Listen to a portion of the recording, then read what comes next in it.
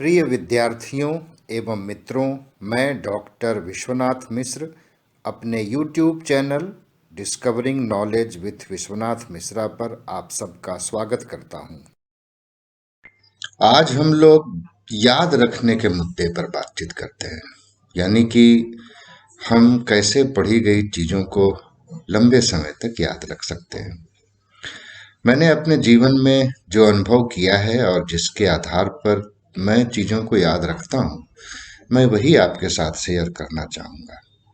सबसे पहला सुझाव मेरा यह है कि यदि आप देर रात तक पढ़ते हैं तो पढ़िए, इससे कोई असुविधा नहीं है, लेकिन पढ़ते पढ़ते ही आप सो मत जाइए।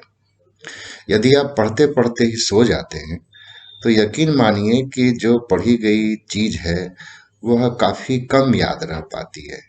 इसलिए मेरा सुझाव यह है कि जब भी आप देर रात तक पढ़ रहे हैं तो पढ़ने से पहले कम से कम 15 मिनट तक जगिए और आप बिस्तर पे चले जाइए, लेकिन वहाँ जाने पर भी जिन चीज़ों को आपने पढ़ा हुआ है उसे आप एक बार आंख बंद करके बड़े इत्मीनान से, शांत चित्त से दोहरा लीजिए।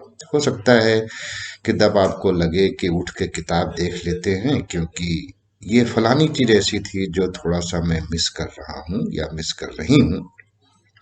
उससे घबराइए नहीं, तत्काल जाकर के किताब देखने की जरूरत नहीं है।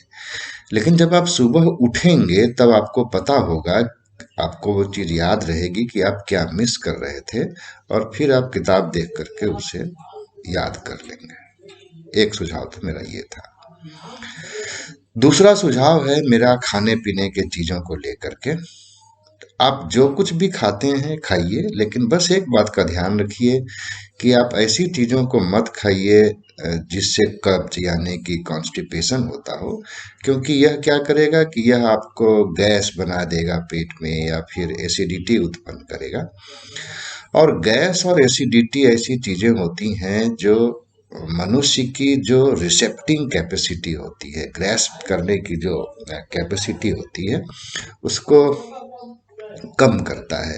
वास्तव में ये जो जीवन में प्रसन्नता है, उस प्रसन्नता को भी यह प्रभावित करता है। और जब भी आप बिल्कुल प्रसन्न चित्त से नहीं पढ़ेंगे तो वैसी पढ़ी हुई चीज़ फिर लंबे समय तक टिकने वाली नहीं है। ये मेरा दूसरा सुझाव था खाने पीने कुछ चीज़ों को लेकर के। और इसी में मैं कुछ और चीज़ों को जोड़ना चाहूँगा।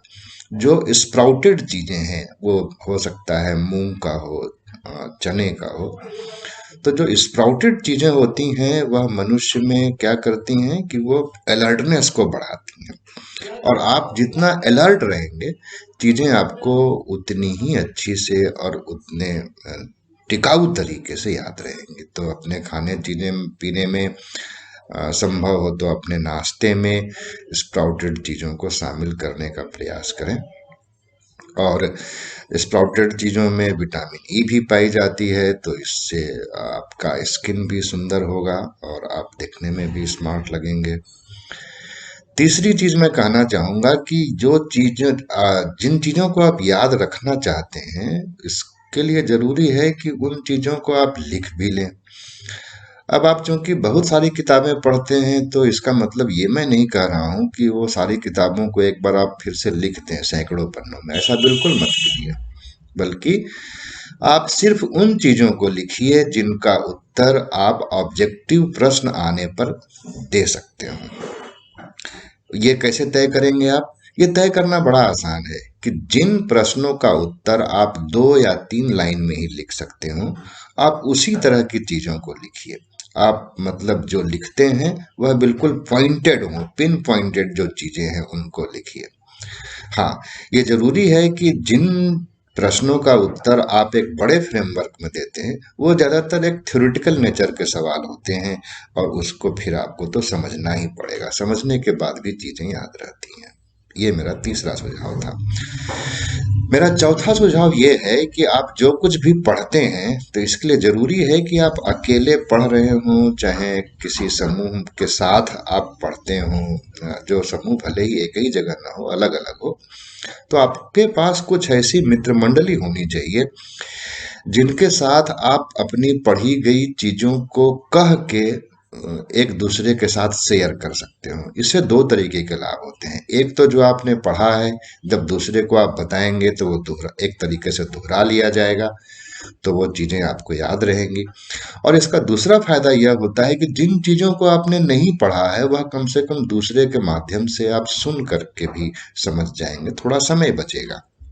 लेकिन इसके लिए जरूरी है कि जिससे इन चीजों को, पढ़ी लिखी गई चीजों को आप शेयर कर रहे हैं, वह आपस में कम से कम ऐसे समझदार और ईमानदार लोग हों जो एक दूसरे को मिसगाइड न करें, बल्कि अ, एक दूसरे के ऊपर उनको भरोसा हो और एक दूसरे के समझदारी पर भी भरोसा हो। इसका भी ध्यान रख लेना जरूरी है। ये मैंने अपनी समझ से चौथी बात कही। और पांचवी बात मैं आपको कहूंगा कि यदि आप थ्योरी कुछ पढ़ रहे हैं, पढ़ लिया, हो सकता है उसको समझ भी लिया हो, अब उस थ्योरी के जरिए आपके जीवन में जो घटनाएं घटती हैं या आपके अगल बगल घटती हैं, तो उस थ्योरी को आप उस घटना पर अप्लाई करके देखिए। मतलब उस थ्योरी के जरिए आप उस घटना का विश्लेषण करने का प्रयास करिए। तो इसके जरिए भी आप जो पढ़े हुए हैं वह आपको याद रखेगा। ये मैंने आपको छठी चीज बताई।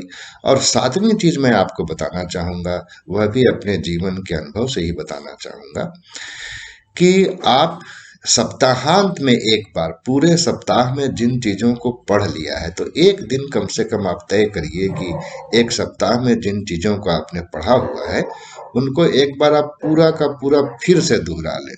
तो इससे क्या होगा कि आप तीसरी बार या फिर कहिए कि चौथी बार उन चीजों को दोहरा रहे होंगे, और इस तरीके से भी जो आपने पढ़ा हुआ है वह आपको याद रहेगा। तो ये हमारे 7 सूत्र थे जो आपको, यदि आप इस्तेमाल करके अपने जीवन में देखें और आपको यदि लाभ होता है, तो फिर इससे अच्छी बात और क्या हो सकती है। तो आज मैं पहली बार सुबह उठते ही लाइव आने की कोशिश आपके साथ किया हूँ, और देखूं कि ये मेरे सुझाव आपके लिए बेहतर हों। आप अपना ख्याल रखिएगा और पढ़ते लिखते रहिएगा, प्रसन्न रहिएगा। तो हमारी आपकी फिर मुलाकात होगी। नमस्कार।